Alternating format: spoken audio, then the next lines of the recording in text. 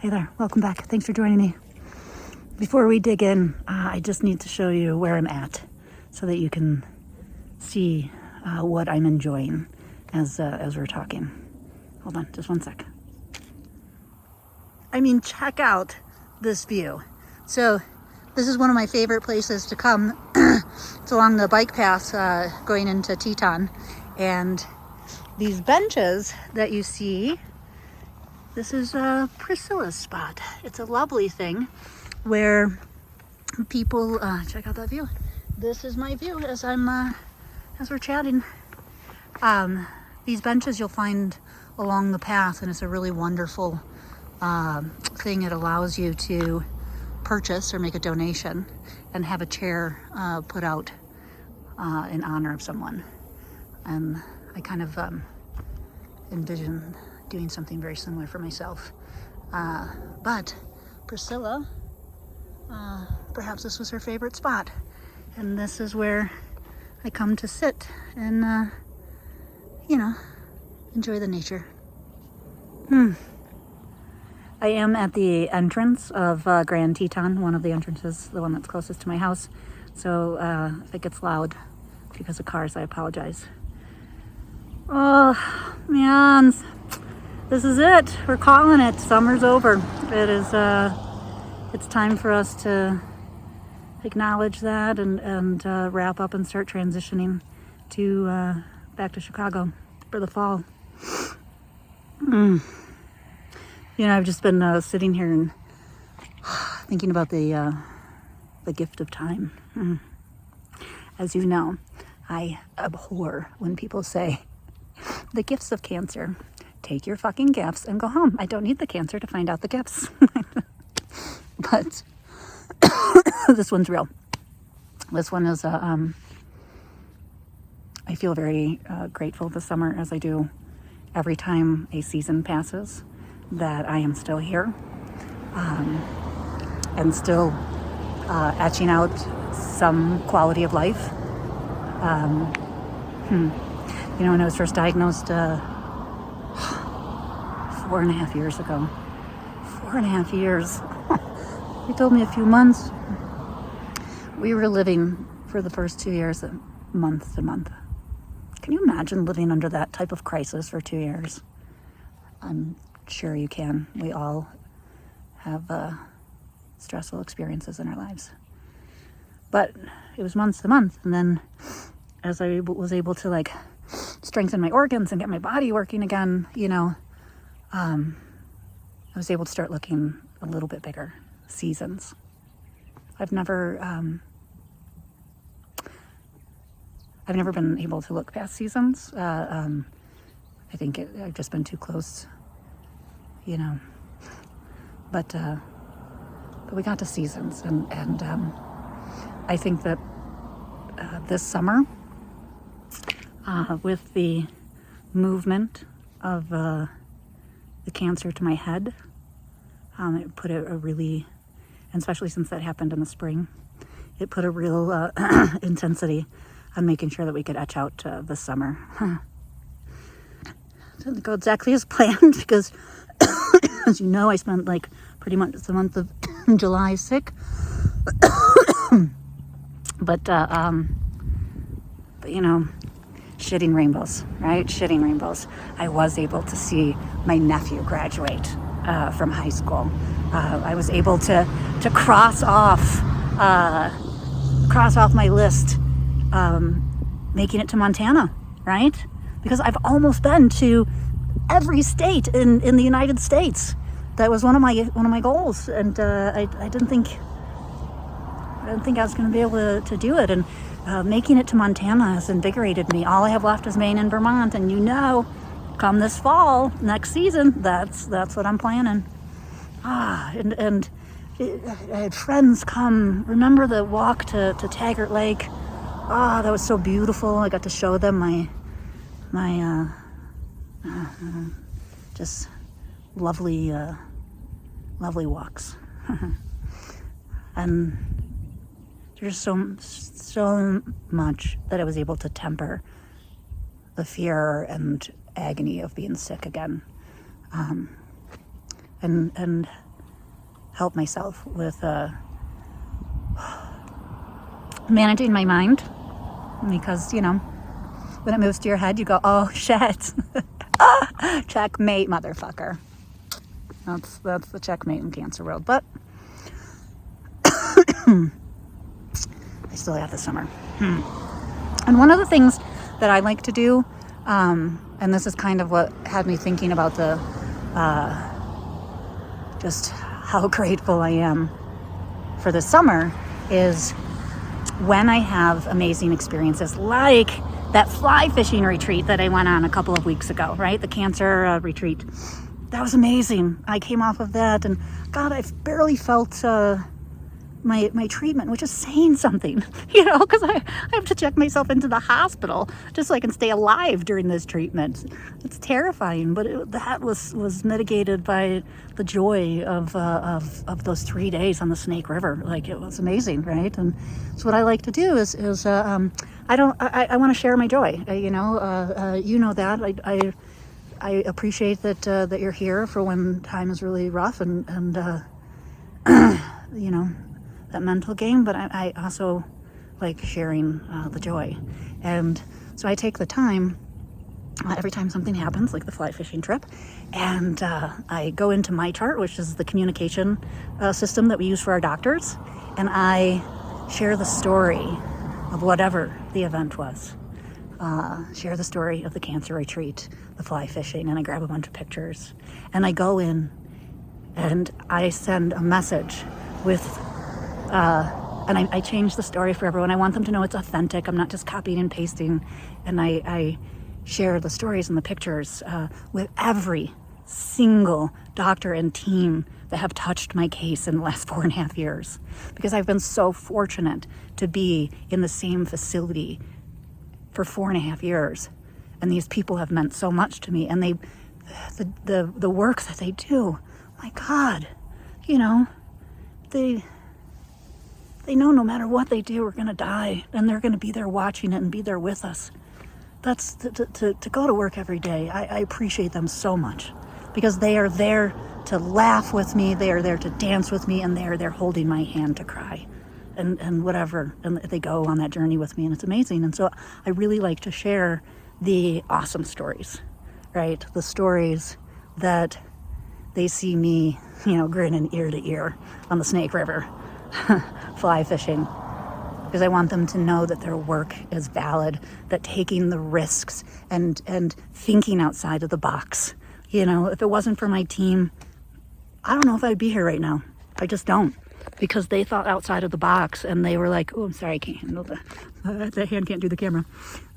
But they think outside of the box, and they brought this treatment plan to me, you know.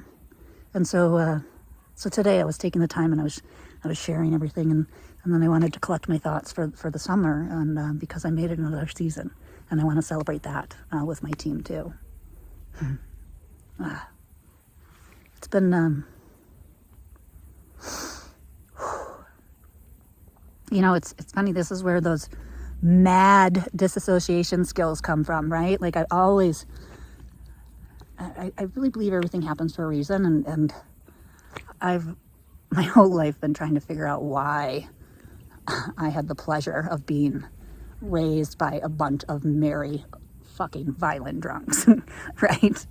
And you know what? I think I found my reason, because it has given me mad disassociation skills. This summer it's been a lot. It was, you know, moving to my head was scary. That hospital visit, I didn't think I was coming out of the hospital. It was scary. And next week, you know, when I return to Chicago, I'm it's time to see if this crapshoot's working. I'm going for my CT scans and my brain MRI and treatment all this week. Again, why I am out taking a moment looking at this beautiful landscape and breathing and just regaling myself with the stories of the summer. Well, as I said, oh, wait, before I go, look at the background. Look at the background. I have not been able to ride my bike since July because I was too sick, and then I was having dizzy spells and vertigo. I haven't been able to drive. I haven't been able to ride my bike. And this week, this is it. This is my first one. This is my first bike ride. We're transitioning. We're leaving Jackson, and my bike's going home. But I just got to go out for one more ride. I can't tell you. Before we were chatting, I actually was just sitting here with the tears of joy going down my face, and I got to drive. Today. I got to drive my wife around and do errands, and that makes me feel awesome because I can do something to support her. Oh, makes me feel hopeful. Hopeful. Yeah. Okay. All right. Anyways, I was gonna say, I'll see you next Sunday. I need to go do a few more things and hit the road. All right. Thanks for coming to hang out with me. And thanks for hanging with me all summer through the roller coaster. All right, on to another season. Here we go. I got so many plans. All right, talk to you next Sunday.